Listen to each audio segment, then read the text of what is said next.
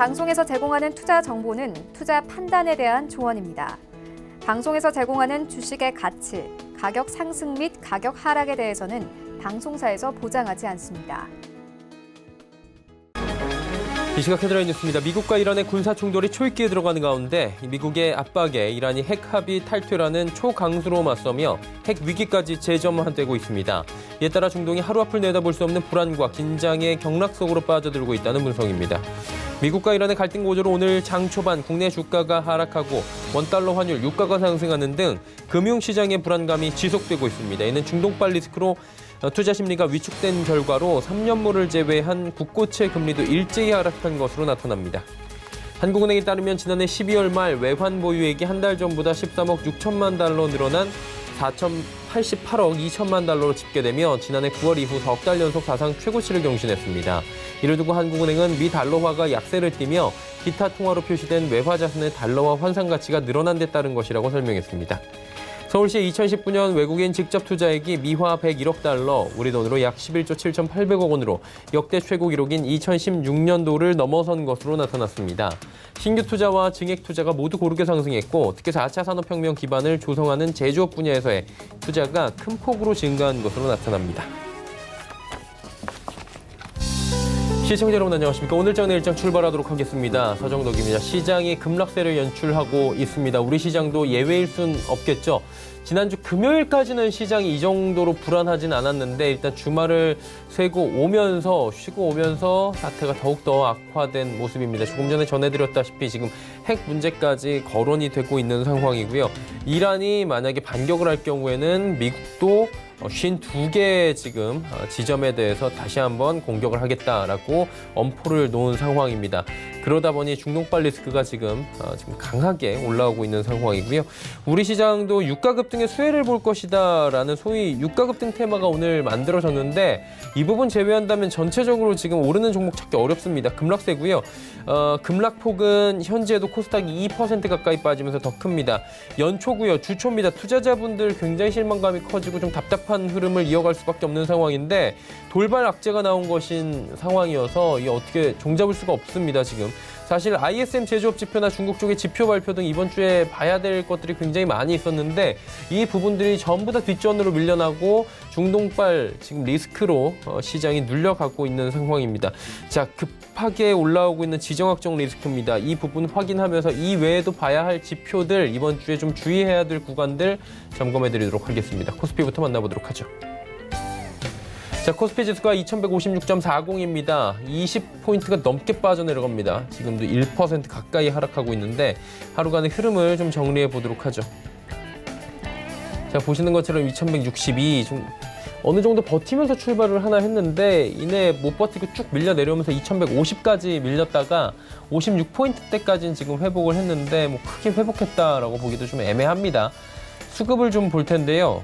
수급 보시면 외국인이 사주는데 사주는 물량 굉장히 적습니다. 32억 원, 지금 27억 원대까지 떨어지네요. 기관이 1663억 원을 매도하는데 전주체가 매도 포지션 잡고 있고요. 선물 쪽에서는 기관이 오히려 좀 사고요. 외국인은 파는 모습들이 포착이 됩니다. 개인은 오늘 하락장에서 담고 있네요. 다음 살펴보도록 하죠.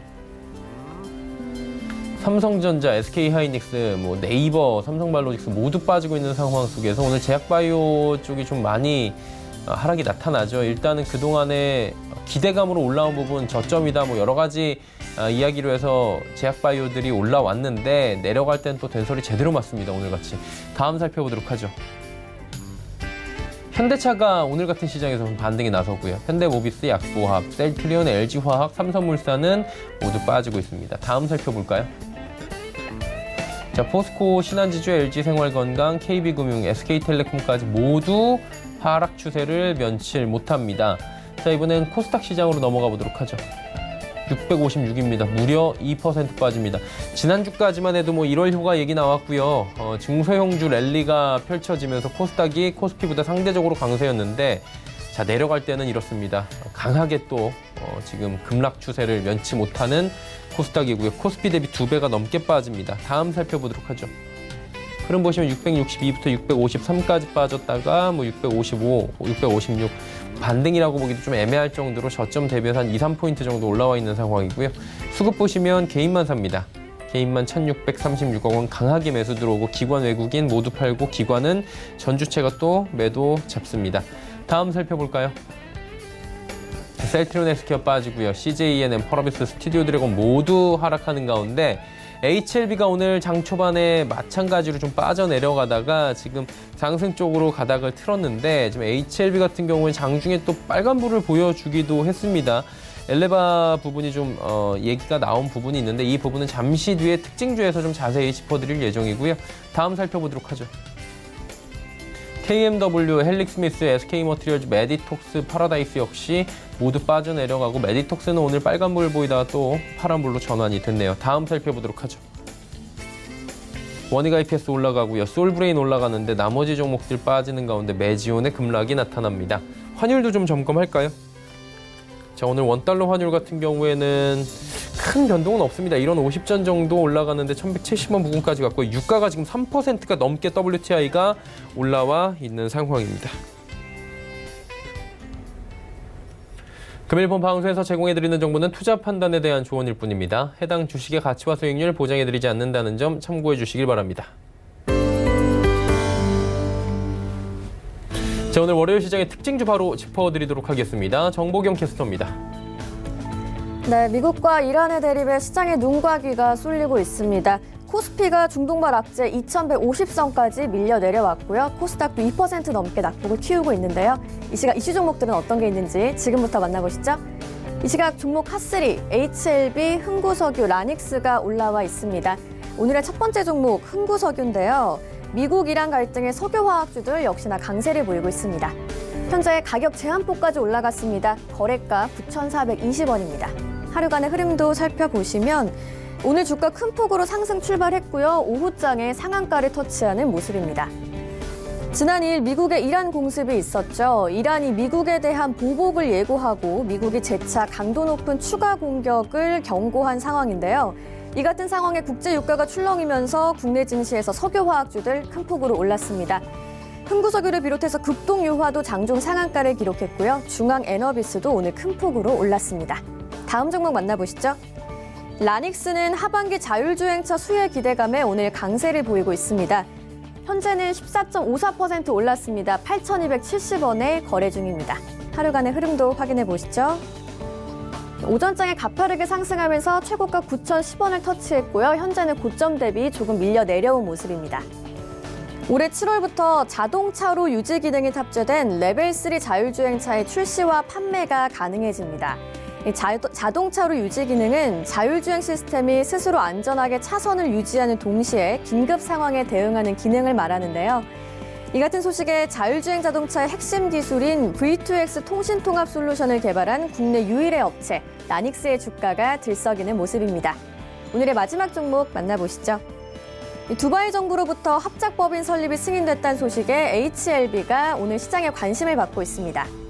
현재는 전날 대비 0.18% 소폭 올랐습니다. 10만 8,700원에 거래 중입니다. 하루간의 흐름도 확인해 보시죠. 네, 오늘 등락을 반복하면서 혼조세를 보였는데요. 하락 출발한 주가가 11시쯤 상승 반전에 성공했고요. 다시 조금 밀려 내려온 모습입니다. HLB가 미국 자회사 엘레바와 아랍에미리트 연방의 글로벌 제약사 네오파마의 합작법인 네오레바의 설립이 두바이 정부로부터 잠정 승인됐다고 밝혔습니다. 이 HLB는 네오파마와 협력을 통해서 빠른 시일 내에 법인 운영 허가를 받을 예정인 것으로 전해졌는데요. 이 같은 소식에 HLB 생명과학 등 오늘 HLB 그룹주들이 시장에 관심을 받는 모습입니다. 지금까지 이 시각 종목 핫3의 정보경이었습니다. 네, 시장 이슈 바로 점검합니다. 펠리지 투자 리서치 김민수 대표와 함께합니다. 대표님 안녕하세요. 네, 안녕하십니까. 매주 월요일이면 한 주간의 이슈를 좀 점검해보고 있는데 사실 이번 주에 좀 굵직한 것들 많잖아요. 근데 오늘 완전히 다 이란발 이슈에 묻히는 것 같긴 한데 그래도 한 주간의 이슈 점검해봐야 되겠죠? 네, 이란과 미국과 관계 때문에 이어지는 지정학적 리스크는 좀 이따가 투자 전략 시간에 말씀드리기로 하고요. 그 이슈 외에도 지켜봐야 될 흐름들은 좀 더 있다라는 관점 쪽에서 이번 주 주요 일정들 한번 살펴보게 되면요. 가장 첫 번째로 오늘 1월 6일 월요일은 이제 내일부터 이어질 CES 2020과 관련된 여러 가지 이슈가 조금씩 가시화되지 않을까 싶습니다. 일단 가장 먼저 현대차가 CES 미디어 행사에 출동하고요. 그런 관점 쪽에서 이 플라잉카를 공개할 것이다라는 관점들로 나오고 있는데 오늘 자율주행차 관련된 종목들도 좀 움직이는 만큼 그와 관련된 변화들도 좀 더 지켜봐야 될 것 같고요. 두 번째로 오늘 12월 달에 중국과 미국 모두 다 서비스 PMI 관련된 지표가 발표됩니다.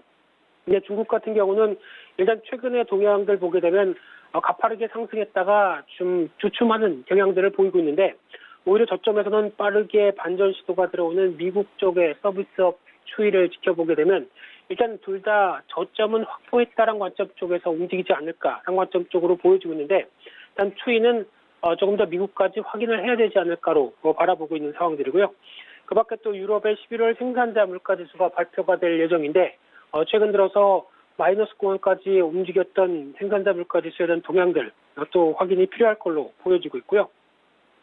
1월 7일 날 화요일 날 내일 같은 경우는 드디어 이제 CES 2020이 열립니다. 그래서 1월 10일까지 이어질 걸로 보여지고 있는데 특히 이제 가장 또 주목할 부분들 중에 하나가 최근 사물 인터넷 관련된 동향들이 이제 약간 통합이 되기 시작하면서 글로벌 가전사와 그리고 이제 국내외 중소형 가전사까지도 같이 연동이 되는 그런 움직임에 대한 변화도 눈에 띄고 있고요. 또 하나 특이한 점은 기존에는 CES 2020 하면은 IT 기업만 가는 게 아니냐 이런 관점이 있는데 오히려 전통 산업들도 참여가 들어가고 있습니다. 그래서 올해 두산도 처음으로 참여를 하고 있고요. 드론 쪽이나 로봇 쪽에 대해서 또 소개를 할 걸로 보여지고 있고 또 CJ CGV도 4DX 스크린 그리고 현대모비스도 자율주행 도심 공유형 모빌리티 그리고 수소 연료전지까지 얘기가 나올 걸로 보여지고 있고요. SK이노베이션도 2차 전지 관련된 얘기를 할 걸로 보여지는 만큼 이제 산업 간의 융합과 통합이 가장 큰 또 IT 기술의 발전과 맞춰지는 부분이다. 이렇게 해석해야 될 것 같고요. 그 밖에 또 내일은 영국의 브렉시트 관련된 이슈도 주목을 해야 될 것 같습니다. 특히 내일 하원에서 브렉시트 관련된 법안에 대해서 최종 의결할 걸로 보여지고 있는데 그럼 앞으로 절차가 하원을 지나서 상원, 그 다음에 여왕의 재가가 이어지게 되면 법률적 효력이 발생하게 되고요. 그러면 아마 1월 31일 날 이 브렉시트가 본격적으로 단행되지 않을까로 바라보고 있는데 또 불협화음이 이끌어지는지는 지켜봐야 될 것 같고요. 또 하나 이제 미국의 11월 달 공장 주문이 발표가 될 예정인데 특히 최근에 공장 주문 같은 경우는 일단 ISM 제조업 지수는 약간 또 부진한 모습들을 보이면서 실망감을 보였지만은 공장 주문은 오히려 약간 반전 시도가 들어갑니다. 그래서 ISM 제조업 지수 같은 경우 GM이나 어떤 보잉과 관련된 이슈 때문에 좀 묵직하다고 하더라도 이를 뺀 나머지 쪽은 조금 더 변화에 대한 조짐이 나오지 않나라는 관점 쪽으로 바라보고 있고요. 1월 8일 날 수요일 날 같은 경우는 삼성전자 잠정 실적이 발표가 될 예정입니다. 그래서 일단 실적의 변화에 대한 기대감은 높다고 하더라도 막상 4분기는 3분기 대비해서 실적이 그렇게 썩 좋지는 못할 걸로 보여지고 있고요. 아마 영업이익 기준으로 한 6조 5천억대, 그래서 한 작년 2분기 정도 수준을 좀 유지하지 않을까라는 관점 쪽에서 아직 가파른 실적에 대한 변화에 대한 기대감은 좀 낮다라는 관점 쪽에서 그래도 항상 삼성전자는 최근 들어서 예상치 대비해서 선전하는 실적들을 보여줬는데 이런 흐름들을 나올지를 조금 더 지켜봐야 될 걸로 보여지고 있고요. 그 밖에 미국의 12월 달 ADP 취업자 변동 관련돼서 특히 최근에 좀 부진하게 나오고 있는데 고용보고서와는 좀 다른 동향들이죠. 그래서 이제 민간 고용과 관련된 부분 쪽에 변화 요인들이 계속 주도가 될 수 있을지 지켜봐야 될 것 같고요.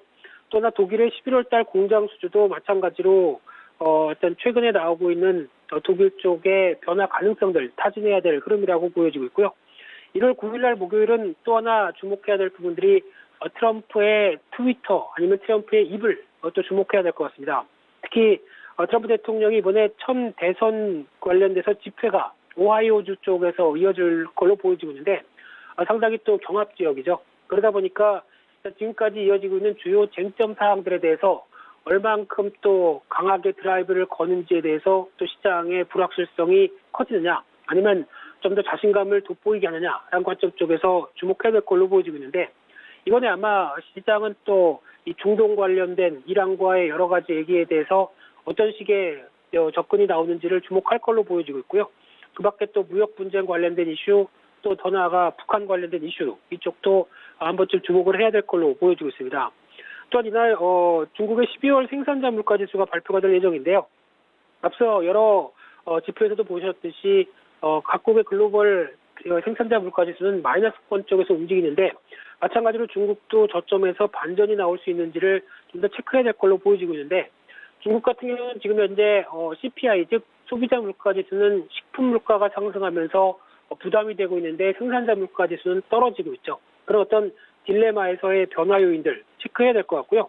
1월 10일 날 금요일 날 같은 경우는 중국의 12월 무역 수지가 발표가 될 예정인데 최근 들어서 거의 정체를 보이고 있다는 관점 쪽에서 변화 요인들에 대한 흐름들 체크해야 될 것 같고요.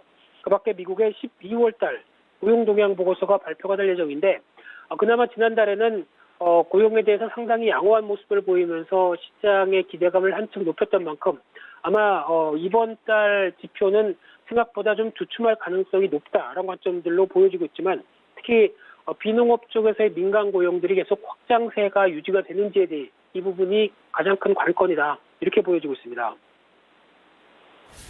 사실 지금 짚어봐야 될 것들이 굉장히 많은 이번 한 주였는데 투자 전략을 좀 가져가 봐야 될 것 같습니다. 지금 중동 사태가 심상치 않는데 어떤 식으로 좀 가져가는 게 좋을까요?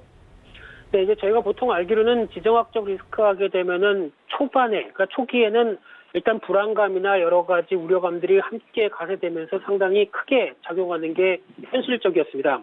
그러다가 어느 정도 관련돼서 더 이상 확대가 되지 않는다고 한다면 약간 이제 봉합 기조로 가지 않을까로 약간 우려감이 좀 완화되는 쪽으로 바라보고 있는데 이번 같은 경우 일단 시장에서 바라보는 시각은 특히 앞으로 이란이 격하게 나올 거고 미국도 이에 맞서서 그냥 어떻게 보면 대응을 충분히 할 것이다라는 관점이다 보니까 안전자산 쪽이 상당히 또 강하게 부각받고 있고요.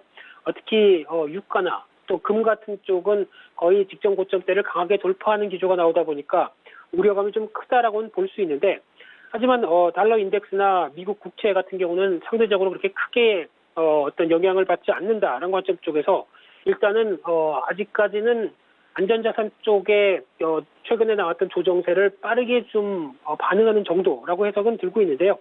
하지만 무엇보다 중요한 부분들이 지금까지 작년까지 이어졌던 주가의 가파른 상승세, 특히 미국 중심이죠. 이쪽에 대해서 어느 정도 조정에 대한 빌미를 주는 게 아닐까라는 관점으로 봐야 될 걸로 보여지고 있고요.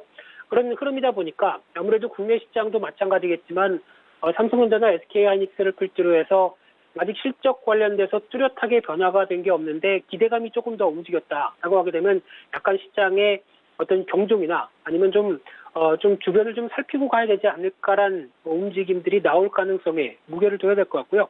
그런 관점이다 보니까 아무래도 적어도 주 초반 한 수요일 정도 이후까지 특히 말씀드렸던 트럼프 대통령의 재선 관련된 여러 가지 또 언급이 좀 나오기 전까지는 일단은 약간 관망하는 쪽으로 바라보시는 게 좋을 것 같고요. 그런 흐름이라고 하더라도 중기적으로는 여전히 한 2150 이하 정도까지 조정권이 들어온다. 거기서 또 조정이 좀 더 길어진다라는 쪽으로 보게 되면 여전히 그래도 시장을 주도하는 섹터, 특히 올해 기대감이 가장 높은 쪽은 IT다. 단관점 쪽으로 봤을 때 이런 쪽에 대해서는 오히려 조정을 비중 확대로 대응하는 전략들이 좋겠다라는 관점은 유지를 하고 있고요. 하지만 이제 지금 단기적으로는 너무 공격적으로 대응을 하면서 시장 분위기에 먼저 어떤 무조건 가격만 보고 대응을 할 상황은 아니지 않느냐라는 관점 쪽에서 보셔야 될 것 같고요. 그런 흐름이라고 한다면 뉴스 플로우도 같이 지켜보시면서 약간 좀 여유 있게 대응하자 이런 쪽으로 말씀드리고 싶습니다.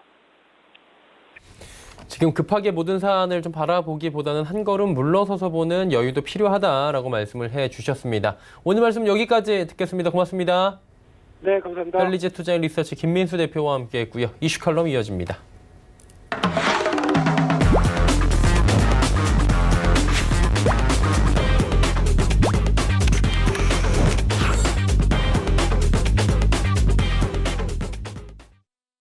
이슈 칼럼 시간입니다. 미중산업경제연구소 조용찬 소장과 함께합니다. 안녕하세요. 예, 안녕하십니까? 예, 미 증시가 잘 달리다가 연초부터 지금 꺾이고 있는 상황입니다. 여러 가지 이유가 복합적으로 들어갔을 것 같은데 좀 하나하나 짚어볼까요? 네, 새해 들어서 미국 증시가 좀 불안한 모습을 연출하고 있는데요. 아무래도 연초라는 것은 시장의 유동성이 위축된 상황에서 예상치 못했던 악재가 발생했기 때문에 그렇습니다. 마켓 메이커라고 할 수 있는 헤지 펀드들 같은 경우에는 고속 고빈도 거래가 지금 작동되고 있는데요. 고속 고빈도 거래 같은 경우에는 사람 손에 의해서 거래하는 방식이 아니라 컴퓨터 알고리즘에 의해서 매우 짧은 시간 동안, 그러니까 1000분의 1초 내에 매매를 반복적으로 구사하는 거래를 말합니다. 단기간에 대량 거래가 가능하고요. 거래 비용도 싸고요. 주시장의 효율성이 높아지는데 많은 기여를 하는 장점을 갖고 있기 때문에 미국 금융당국 같은 경우에도 고속 고빈도와 관련된 거래 제동을 걸지 않고 있다고 합니다. 그러면 이 고속 고빈도 거래가 최근에 늘어나고 있다고 말씀을 해 주셨는데 급격하게 늘어난 특별한 이유가 있습니까? 네, 국제금융 위기가 발생하기 전까지만 하더라도 헤지펀드의 투자 방식은 전통적으로 자산에 대한 리스크 분산과 절대 리턴을 의존하는 그런 방식을 선호해 왔는데요. 하지만 2008년도부터는 아무래도 운용자의 스킬에 크게 의존해왔던 초과 리턴 알파를 낮추고 또 시장의 연동성 베타를 높이는 쪽으로 투자 방식이 바뀌고 있습니다. 아무래도 펀드가 대형화되고 있고요.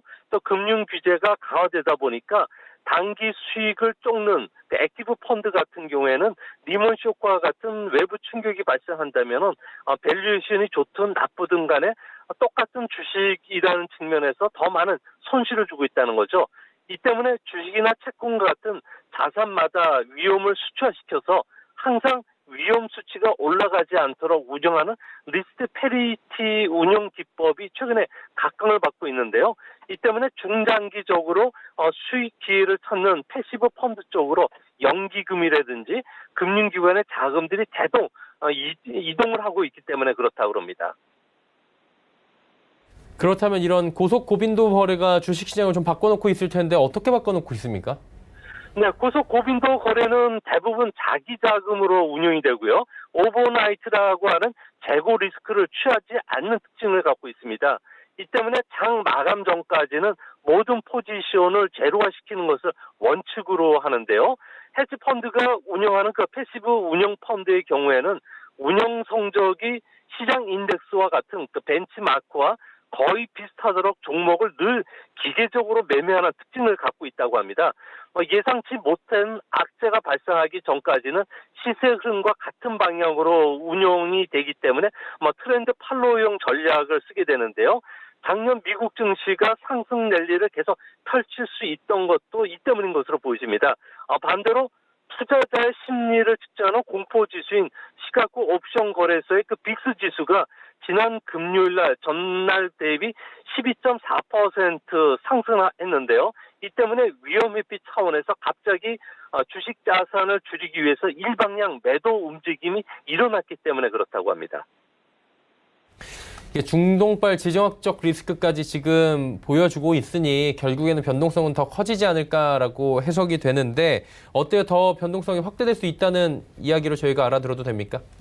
네, 다우지수 같은 경우는 2008년 2월 초순에 2,000포인트가 하락한 적이 있었고요. 하순에는 1,000포인트나 급락을 하면서 세계 주식시장의 시가총액이 5조 달러가 사라져버렸는데요. 당장 미국의 장기 금리가 그 당시에는 상승을 하면서 주식과 같은 고위험 자산의 비중을 낮추게 됐고요. 채권이라든지 단기 금융 상품으로 가격 변동이 작은 저위험 자산으로 자금이 이동하는 알고리즘 프로그램 매매가 작동을 됐기 때문에 그런데요. 이 때문에 시장이 큰 혼란을 겪고 있는 상황입니다.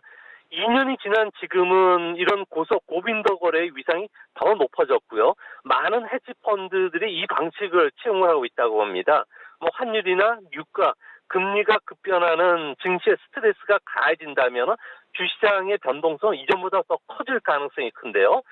특별한 가격 변동 요인이 발생하지 않는다면 매수가 매수를 부르는 선순환 국면이 이어지겠지만 반대로 지금처럼 중동발 지정학적 위험이 높아진다든지 예상치 못했던 미중 무역 전쟁으로 인해서 환율, 유가, 장기 금리가 오른다면은 매도가 매도를 부르는 악순환이 찾아오기 때문에 주가의 변동성은 앞으로 더 커지지 않을까 보여집니다. 그렇다면 뭐 2018년도처럼 미국 증시가 만약에 폭락한다라고 하면 우리 시장에도 영향이 올 텐데 어떤 투자 방향성이 맞겠습니까? 네, 과거 30년간을 보면요, 미국 증시가 5% 이상 폭락을 경험한 횟수는 무려 49번이나 된다고 합니다.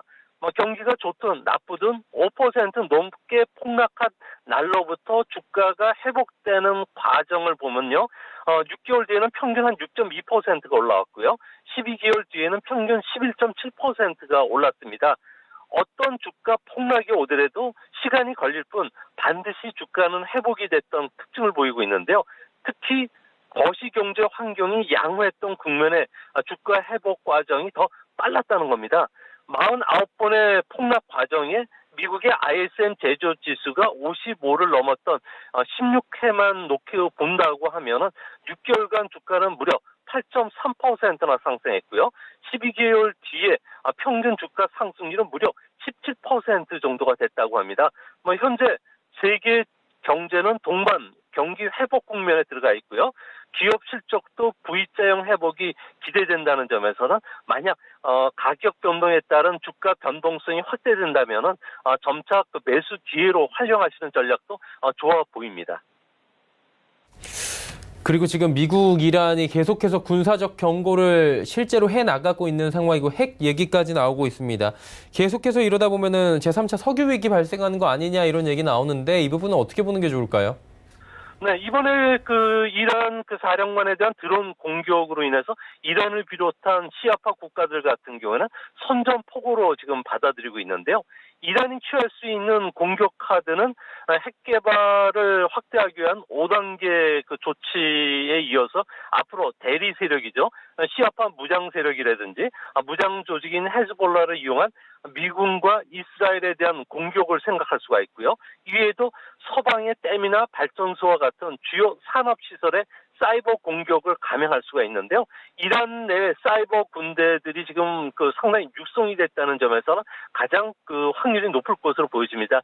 이외에도 석유 수송의 대동맥을 봉쇄하는 방법이 있는데요. 혁명 수비대가 호르무즈 해협을 봉쇄하는 사태도 일어날 가능성이 있고요. 또 사우디나 이스라엘에 대한 탄도 미사일 을 공격하는 이런 것도 가능할 것으로 보여집니다. 이럴 경우에는 트럼프는 이란에 경고한 대로 이란 주요 시설에 대한 공격을 가할 것이고요. 이렇게 되면은 제3차 오일 쇼크가 발생할 가능성이 최근 들어서 가장 높다고 할 수가 있겠습니다. 그러면 만약에 이 두 국가가 그러면 안 되겠지만 충돌을 해서 3차 지금 오일 쇼크가 오게 된다면 한국 경제는 어떤 피해를 입게 됩니까? 네, 사우디가 이란으로부터 공격을 받아서 원유 생산의 한 절반 정도만 피해를 입는다고 하면은 단기적으로 국제유가는 배럴당 5에서 한 $10 정도까지 오른다고 합니다. 만약 호르무즈 해협이 일시적으로 봉쇄된다면은 유가는 지정학적 위험이 반영이 되면서 $90대까지 급등할 가능성이 있지만 다시 내릴 가능성이 높은데요. 만약에 제3차 오일 쇼크가 발생하려면은 이라크라든지 리비아 같은 무정부 상태에 빠지면서 제2의 시리아 사태가 확산이 됐을 경우에는 아무래도 상당히 위험성이 더 커지지 않을까 보여지는데요. 이 경우에도 미국과 EU는 사우디로부터 석유를 거의 수입하지 않기 때문에 경제적 충격은 덜합니다. 반면에 사우디가 하루 400만 배럴을 수출하고 있는 우리나라, 중국, 인도, 대만, 일본은 상당한 큰 피해를 입을 것으로 보여지는데요. 그중에서 우리나라 같은 경우에는 호르무즈 해협을 통해서 원유의 70%, 가스는 30%를 수입하고 있고요. 만약 해협이 공세가 됐을 경우에는 중동 지역의 플랜트 건설 타격뿐만 아니라 중동 수출길이 막히게 되기 때문에 우리 경제로서는 상상 이상의 경제적 타격을 입을 가능성이 크지 않을까 보여집니다. 지금 중동 문제도 있는데 대만 쪽도 지금 봐야 되는 게 총통 선거가 있습니다. 이게 현 차잉인원 총통이 무사히 좀 승리를 할 것이라고 보십니까? 네, 지금 현재 여론조사들을 보면요. 12월 말까지 여론조사가 됐는데요.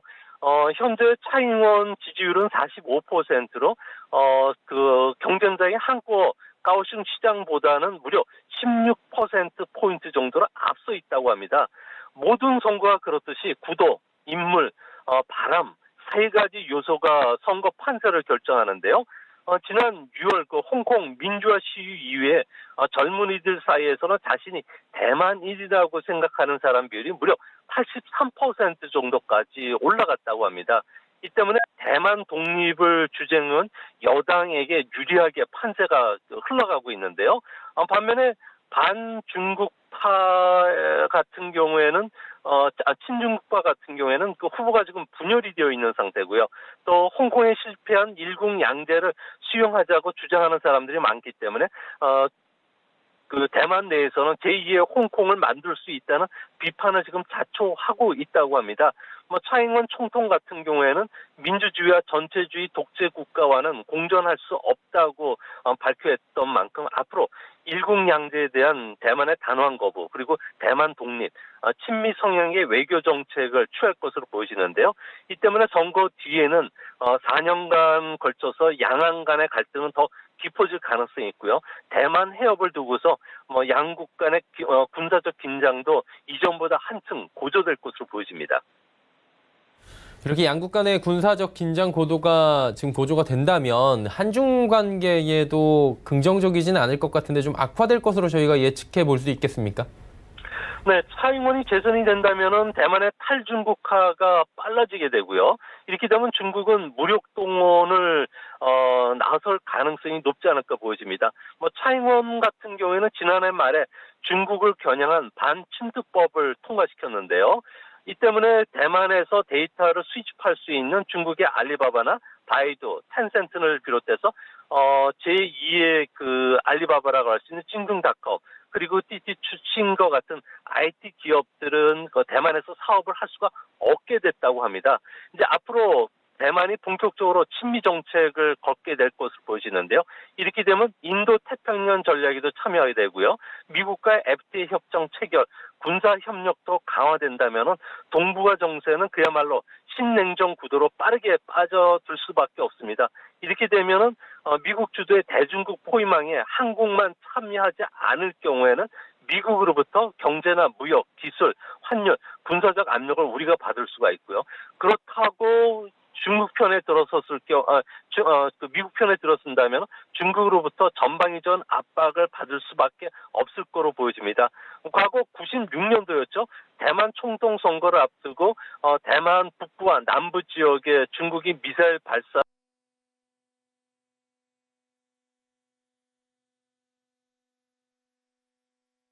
더 강화될 소지가 크다는 점에서 상당히 좀 주목하셔서 보셔야 될 것으로 생각이 됩니다. 네, 오늘 말씀 여기까지 저희가 듣도록 하겠습니다. 고맙습니다. 네, 감사합니다. 미중산업경제연구소 조용현 소장과 함께했습니다.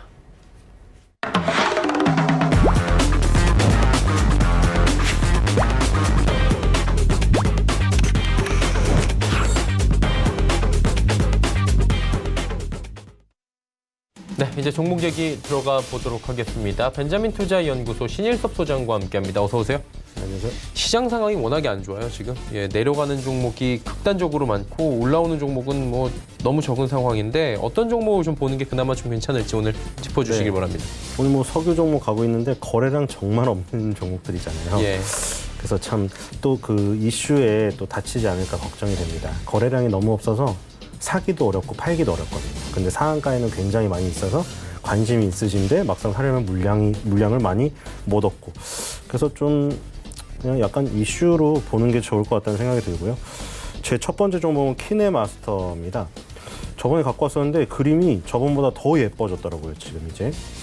이거는 정말 이거 뭐 결과론적인 얘기지만 이제 어쨌든 우리가 확률을 가지고 이제 얘기를 할 수가 있는 부분이잖아요, 지금은.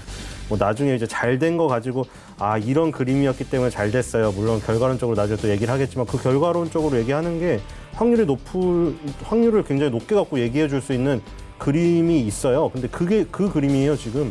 뭐냐면 이제 급등을 한 다음에 특히나 급등을 했을 때 정고점들을 벗겨서 매물을 소화를 딱 해놓고 그리고 횡보를 하고 있는데 그 과정이 너무 이쁘잖아요. 이게 급등했다가 이제 꺾이려면 그냥 완전 확 꺾여버리는데 위에서 버티고 있잖아요.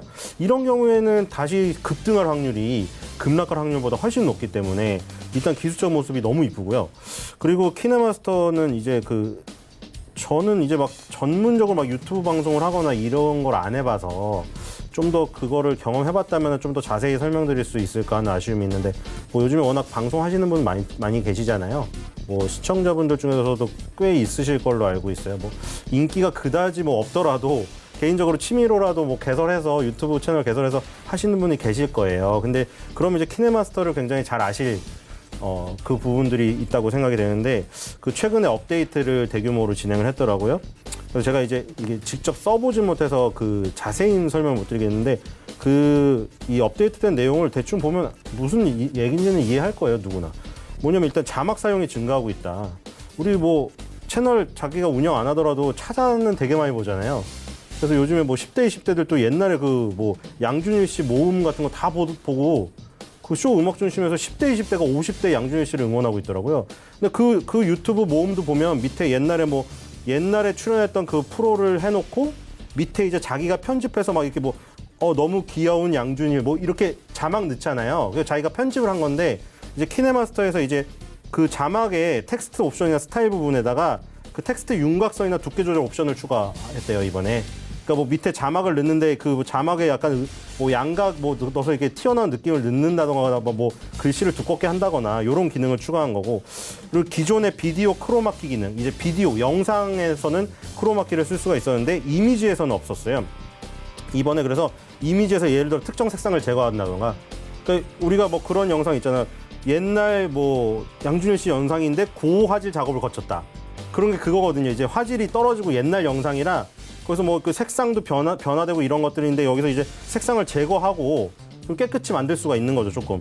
그리고 다른 이미지나 비디오를 합성해서 또 재밌는 영상을 또 만들고 이런 것들이 있었는데 이거를 이제 이미지에서도 가능하게 됐다. 비디오뿐만 아니라. 그리고 지금 뭐 오디오 편집 그 인증 강화를 해서 그 동굴이나 욕실에서 말하는 소리를 변경하고 뭐 잔향 효과를 추가했다고 해요.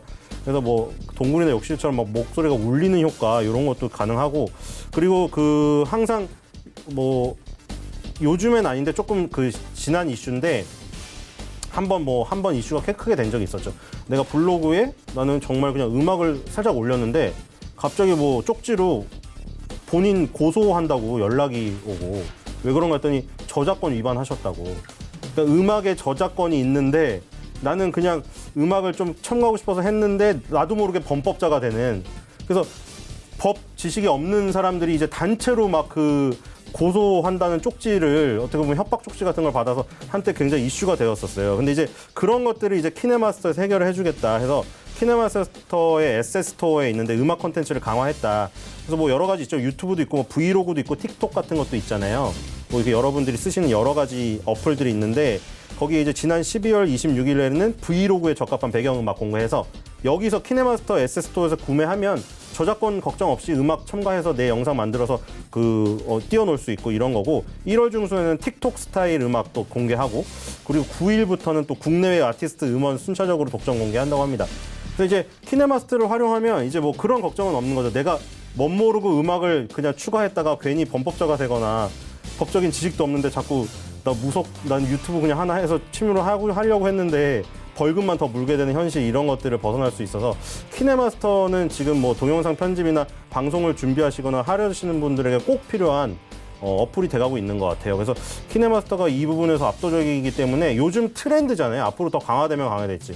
뭐 요즘 뭐 레거시 미디어, 신 미디어 뭐 이런 것들 충돌 많이 일어나는데 아무래도 신 미디어가 더 뜰 가능성이 있잖아요. 뭐 신 미디어에서 뭐 사회적인 문제가 많이 생기고 무슨 범죄를 저지르고 이런 것도 또 다른 문제인 것 같고, 일단 그것이 크고 있는 거는 사실인 것 같아요. 앞으로 이 부분이 더 강화될 거라 아마 키네마스터 같은 어플을 이용해서 더 좋은 방송을 해서 자기가 뭐 수익도 창출하고 더 인기를 얻으려고 할 것 같아요. 그래서 키네마스터는 지금 요즘 트렌드에 맞는 종목이고 앞으로도 계속 그 주목을 받을 그 기업이라고 생각이 됩니다. 손절가는 13,000원, 목표가는 2만 원입니다. 두 번째는 PPI입니다. PPI는 지금 그 5G 관련주로 지금 거론이 되고 있는데 지금 보니까 뭐 상장된 이후로 쭉 가고 있어요. 근데 이게 예전에 그 글이 쫙 써 있는데 이 코스닥의 이 그림만이 아니에요. 이게 뭐냐면 이게 장외인 시장에 있다가 들어온 거거든요. 이게 굉장히 높은 공모 청약 경쟁률을 기록했는데 일단 일반 공모 청약 최종 경쟁률이 1147.7대 1이 나왔고요. 그러니까 이제 순서를 보면은 기관한테 이제 뭐 공모가를 제시를 해요. 공모 밴드를. 그러니까 PPI에서는 6,000원에서 7,000원 정도 받고 싶다. 제가 옛날에 스포츠에 비교해서 많이 얘기 드렸죠. 내 부모가 내 아이 몸값을 이렇게 받고 싶습니다. 구단한테 말했어요. 6,000원에서 7,000원. 그랬더니 그래요. 이 선수는 좀 대성할 가능성이 있고 괜찮은 것 같아서 우리도 7,000원 드리겠습니다. 계약금을. 그 7,000원으로 정해진 거예요. 기관 경쟁률은 997.331대 1이 나왔고 이제 그 확정 공모가 7,000원을 가지고 일반 공모 청약을 했더니 1,147.7대 1. 기관도 그렇고 그 일반 공모도 경쟁률이 굉장히 뜨거웠죠. 그리고 공모가 밴드 상단으로 공모가 결정됐고.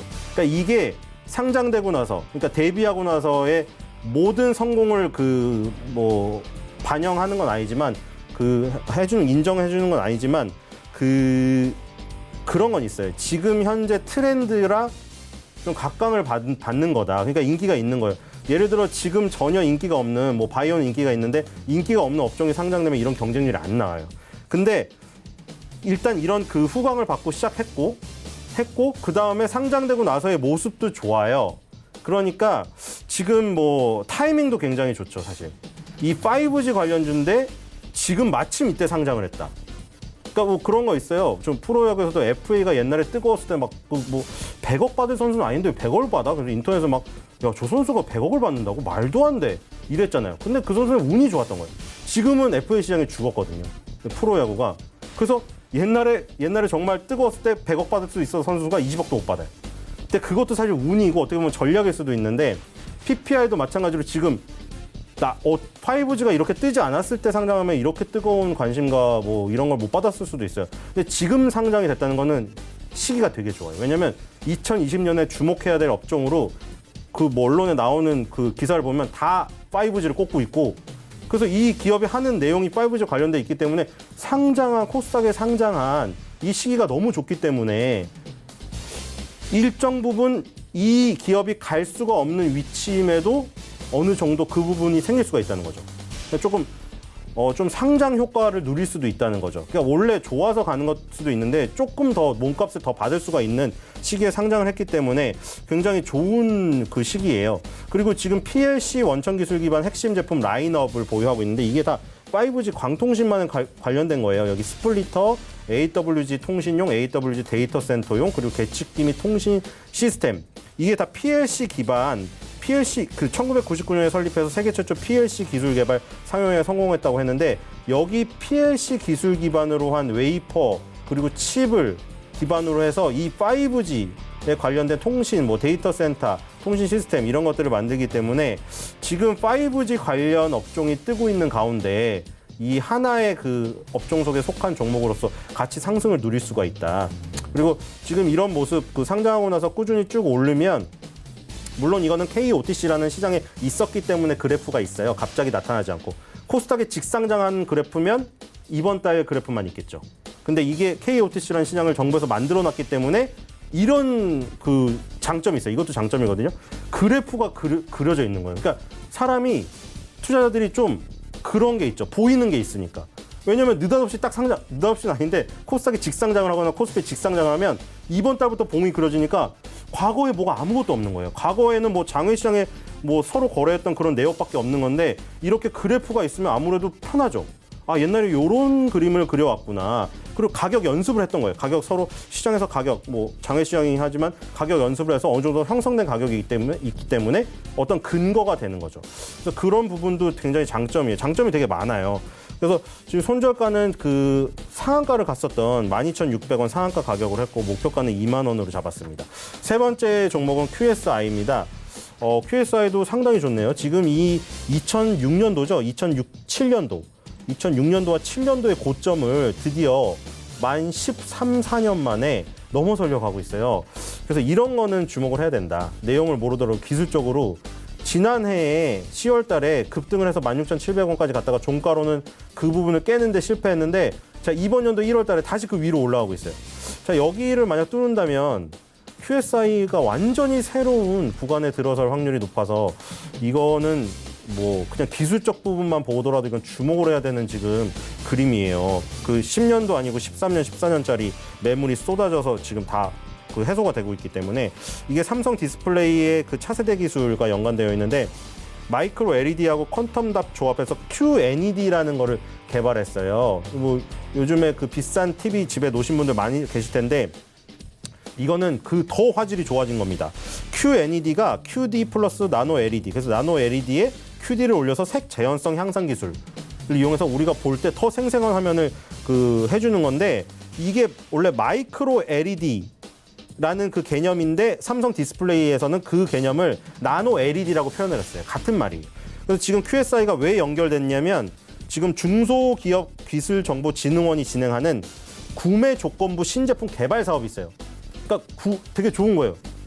신제품만 개발하면 구매해준다는 조건으로 개발하는 거예요. 그러니까 더 열심히 할 수 있겠죠. 구매가 확실시 되니까. 그래서 여기에 지금 QSI가 참여를 하고 있고 이 과제명은 초고해상도 디스플레이용 장파장 영역 마이크로 LED 에피 웨이퍼 및 칩 기술 개발이에요. 여기에 QSI가 기술력이 있기 때문에 여기 참여를 했거든요. 아까 구매 조건부라고 했으니 요게 만약에 개발이 돼서 삼성 디스플레이에 아까 저 뭐 나노 LED에 QD를 올린 QNED 여기에 QSI 기술이 접목된다고 하면 이제 삼성 디스플레이의 TV가 팔릴 때 당연히 QSI는 뒤에서 지원을 해주고 이런 개념이 되기 때문에 삼성 디스플레이 향 부품 기업이다. 그래서 QSI가 이 부분도 앞두고 있고 그렇죠? 기술적으로도 지금 13, 14년짜리 매물을 소화하고 위로 올라가려고 하고 있기 때문에 거기다가 지난해 한번 뚫어놨기 때문에 많이 벽이 약해져 있습니다. 또 이런 것들은 주목을 해보시고 접근을 하시면 이 시장에서도 혼자서 수익을 낼 수가 있어요. 이걸로. 손절가는 13,500원, 목표가는 18,000원입니다. 네, QSI까지 이야기를 남겨주셨습니다. 이월드 지난 시간에 말씀해 주셨고요. 오늘은 어떤 종목을 좀 들어가 보면 괜찮을지 짧게 한번 여쭤보도록 하죠. 네, 길어서 이게 키네마스터입니다. 지금 키네마스터가 이제 이 박스권이 지금 뭐 몇 개월인가요? 한 4개월부터 따지면 되겠죠. 4월 달부터 계속 옆으로 횡보하고 있잖아요. 이게 언젠간 벗어나는데 지금 위로 살짝 방향을 틀어서 위로 뚜르기고 있어요. 막 두들기고 있어요. 그래서 이거가 지금 벗어나면 갑자기 급등이 나올 가능성이 지금 보이거든요. 그래서 이거가 단기 승부주로 딱 적당한 것 같습니다.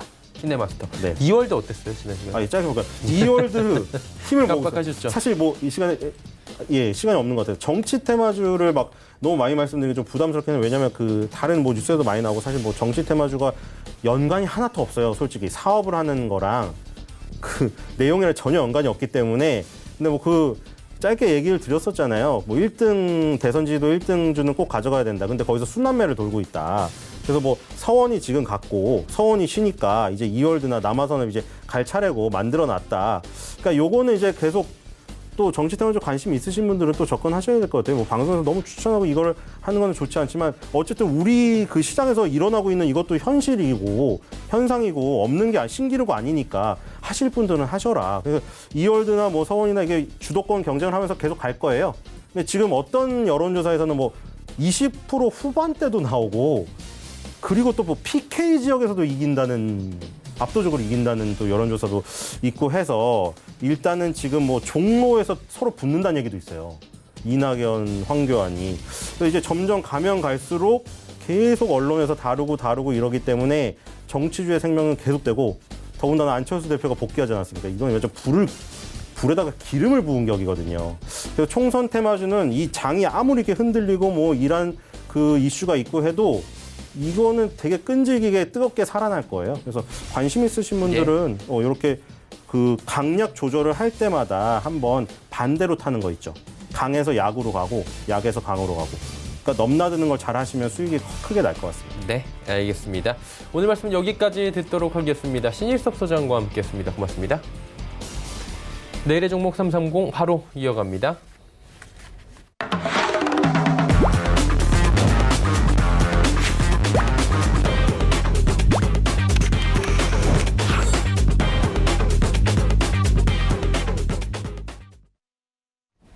네, 내일의 종목 330 이지환 멘토와 함께합니다. 어서 오세요. 안녕하세요. 네, 함께 이야기 나눠볼 주제부터 살펴보도록 하죠. 오늘의 주제 유가 흐름 변동성이 확대되고 있다. 이게 중동 쪽의 지정학적 리스크로 인해서 유가가 급등하고 있는 상황입니다. 자세한 얘기 나눠보도록 하죠. 예, 지정학적 리스크가 발생되면서 사실 유가 이제 변동성이 좀 확대되고 있습니다. 여기에 따라서 화학 섹터라든지 정유 섹터 같이 주가의 영향을 직접적으로 받는 섹터들의 주가 흐름이 변동성이 좀 확대될 개연성이 상당히 높아졌습니다. 먼저 유가 같은 경우에는 이번에 미국의 이란발 지정학적 리스크가 좀 나왔지만 사실 이 사건이 나오기 전부터 유가의 변동성이 좀 확대될 것에 대한 우려감이 상당히 좀 많이 있었습니다. 그 우려감에 지금 이제 기름을 좀 부었다라고 좀 보셔야 되는데요. 아시는 것처럼 지난주에 미국이 이란에 대한 폭탄 공격을 하면서 전체적으로 이란이 지금 현재 반발하는 형국에 들어와 있으면서 지정학적 리스크가 많이 고조되고 있는데요. 특히 저번에 사우디의 유전이 공격당하면서 이 테러리스트 혹은 전쟁과 관련된 유가의 불안정성이 상당히 좀 어려움을 겪을 수 있다라는 부분이 좀 대두가 됐는데 이번에 이 부분이 상당히 이제 기름을 붓는 격이 좀 되었다고 볼 수 있습니다. 특히 오페크가 지난 12월 달부터 다시 새로이 감산 규모를 확대하기 시작했습니다. 원래 이제 시장의 우려는 설마 오페크가 감산을 하더라도 여기에 동요할 수 있는 원동력이 있겠냐라는 물음표가 상당히 많았는데 지금 이제 1월 달에 12월 달 오페크 산유량 결과를 좀 보니까 120만 배럴에서 170만 배럴로 50만 배럴 감소하겠다라는 부분이 얼추 다활성이 지금 되고 있는 모습을 좀 보여주고 있습니다. 특히 이전에 이제 국내적인 어려움을 호소하면서 나이지리아와 이라크 같은 경우에는 이 오페크 감산에 참여하지 않았는데요. 12월 달에 뚜껑을 열어보니까 나이지리아와 이라크도 감산에 동조하는 움직임을 좀 보였습니다. 그러면서 전체적으로 데일리 생산량이 2,955만 배럴에서 9만 배럴 정도 감소하면서 오페크의 50만 배럴 감소 목표에 점점 좀 다가가고 있는 모습을 보여주면서 이번 지정학적 리스크뿐만 아니라 오페크의 감산 부분 때문에라도 유가의 변동성이 좀 확대되는 모습을 보일 수밖에 없습니다. 여기에 최근에 이제 미중 무역 협상이 이제 타결됨에 따라서 전체적으로 이 유가에 대한 수요도 확대될 것으로 기대가 되고 있기 때문에 이 세 가지 경우 지정학적 리스크와 오페크의 감산 그리고 중국의 수요 확대 이 세 가지가 맞물리면서 올 한 해 유가에 대한 변동성이 연초에 좀 확대될 수 있는 움직임이 굉장히 많아졌습니다. 여기에 따라서 이제 관련된 섹터들도 상당히 많이 움직일 수 있다라고 좀 보셔야 되고요. 특히 정유지의 움직임 같은 경우에는 연초에 우리가 좀 유심히 볼 필요가 있다라고 말씀을 좀 드리겠는데요. 특히 이제 정유주 같은 경우는 올 초에 좀 이슈가 있습니다. IMO 2020이 이제 실행되면서 전체적으로 저유황유에서 고유황유 넘어가면서 이 정제 마진이 커질 수 있는 부분이 상당히 좀 많이 나오고 있는데 여기에 유가까지 급등하게 되면 아무래도 정제 마진이 큰 폭으로 좀 개선될 부분이 나옵니다. 그런 부분을 좀 고려하신다면 지금 시장이 잠깐 어려울 때 오히려 매수의 길을 좀 활용할 수 있는 정유 섹터가 있고요. 반면에 화학 섹터 같은 경우에는 지금 현재 이제 직격탄을 또 맞을 수 있습니다. 왜냐하면 지난 한 해 동안 굉장히 어려워지면서 이 원자재 가격 상승에 비해서 제품 가격을 올리지 못하면서 큰 어려움을 겪었는데 또다시 이제 원자재 가격이 큰 폭으로 오르게 되면은 화학업종은 직격탄을 맞을 수밖에 없기 때문에 이 부분을 좀 고려하신다면 이 유가와 변동성에 따라서 관련 섹터들의 흐름을 한번 꼭 체크해 보시길 바랍니다라고 말씀을 좀 드리고 싶습니다. 네. 그럼 오늘 그 주제와 관련해서 저희가 눈여겨볼 만한 섹터 있다면 좀 짚어주시겠습니까? 네, 좀 전에 말씀드린 대로 정유 섹터인데요. 관련 종목은 뭐 SK 이노베이션, 잘 알고 계신 것처럼 S-홀 등이 있습니다. 최근에 보시면은 주가가 상당히 많이 내려와 있는데 이번에 지정학적 리스크가 아니더라도 상당히 주가 상승의 개연성은 앞에서 말씀드린 대로 상당히 좀 불고 있습니다. 바로 이제 정제 마진의 개선인데 이 IMO 2020과 관련된 부분 그리고 오페크의 감산과 관련돼서 유가가 상승할 경우에는 대부분 정제 마진이 올라가기 때문에 이 부분이 하나의 호재로 좀 작용할 수가 있습니다. 그런 점에서 정유 섹터 내에 관련된 종목들을 좀 유심히 볼 필요가 있다라고 말씀을 좀 드리겠습니다. 네.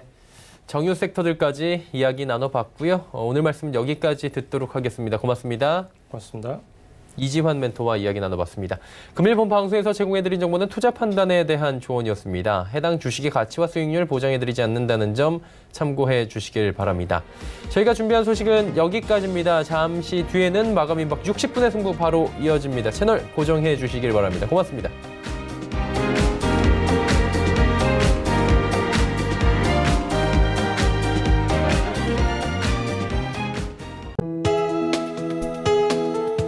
방송에서 제공하는 투자 정보는 투자 판단에 대한 조언입니다. 방송에서 제공하는 주식의 가치, 가격 상승 및 가격 하락에 대해서는 방송사에서 보장하지 않습니다.